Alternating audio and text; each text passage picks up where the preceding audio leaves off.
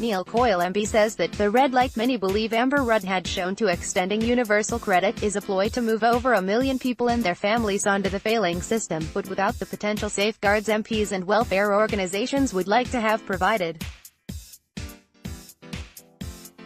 It has been widely reported that Amber Rudd, the new Secretary of State for Work and Pensions, has given a red light to the planned expansion of universal credit.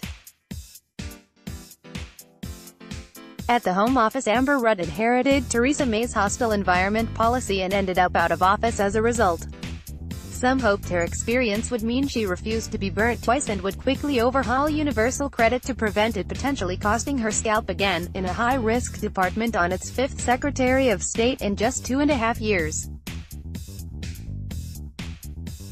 However, the Sunday Times and others appear to have fallen for a Department for Work and Pensions ploy. The DWP was set to face a vote to extend universal credit, to 3 million people. Amber Rudd knew this could be a tough vote, with most Westminster parties and many backbench Tory MPs raising fears about the rollout and calling for it to be halted or done with significant new safeguards. The Sunday Times even suggested Rudd had claimed she knew the plans were headed for disaster. DWP appears to have told journalists Rudd was axing the rollout in favor of a 10,000-people pilot scheme to test UC changes.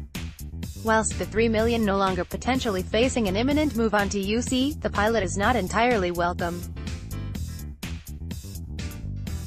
1 million people have been forced onto UC since it first began being introduced 5 years ago, and might legitimately ask why their guinea pig experience on UC does not provide enough evidence to not require any new pilots.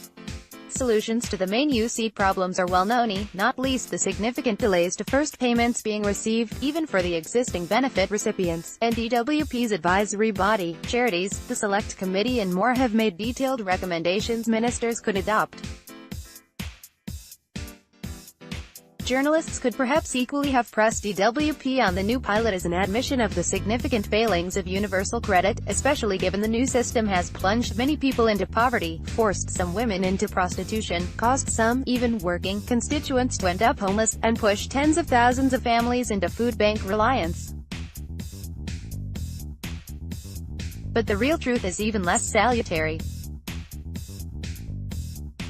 The vote MPs were supposed to have would have allowed for potential safeguards to be introduced to protect people being moved onto UC. This opportunity may now not occur till DWP holds a further vote for the planned 2020 expansion of universal credit.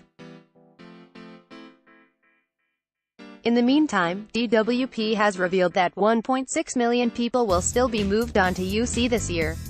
This is through natural migration in DWP jargon, i.e. any new benefit claim being taken under UC and not legacy benefits like housing benefit, or someone's circumstances changing, including a partner passing away, a child reaching 18, moving home, changing job or income, getting divorced or finding a new partner, and a multitude of other factors.